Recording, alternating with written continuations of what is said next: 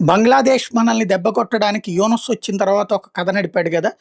ఏదైతే chicken neck ప్రాంతంలో అవతల వైపున ఉన్నటువంటి వాళ్ళ ప్రదేశం మీకిస్తాము.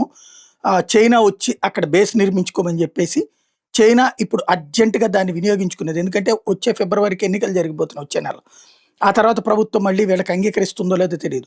అందుకని జెప్పేసి అర్జెంట్‌గా చైనాకి సంబంధించినటువంటి అధికారులు అక్కడ చైనీస్ అంబాసిడర్ ఆ ప్రదేశాన్ని ప్రత్యేకించి పరిశీలించాడట. తీస్తా రివర్ దగ్గర ఓ ప్రాజెక్ట్‌కి సంబంధించి అంటే తీస్తా రివర్ ప్రదేశంలో ఇట్లాగంటే భారత్‌కి అది కరెక్ట్‌గా చికెన్ నెక్ ప్లేస్ అనమాట. దాని దగ్గరన కట్టడానికి ప్రిపేర్ అవుతా, దానికి అనుగుణమైనటువంటి ఏర్పాట్లు చేసుకోవడానికి ఇప్పుడు ఇతనుండగానే యూనస్ ఉండగానే ఒప్పందం చేసుకోవడానికి రెడీ అవుతున్నారు. తద్వారా ఇప్పటికే పీఓజేకేలో గతంలో మన దగ్గర నుంచి పాకిస్తాన్ స్వాధీనం చేసుకున్నటువంటి కాశ్మీర్, పాక్ ఆక్యుపైడ్ జమ్మూ కాశ్మీర్ ప్రాంతంలో కొంత ప్రదేశాన్ని తీసుకుంది.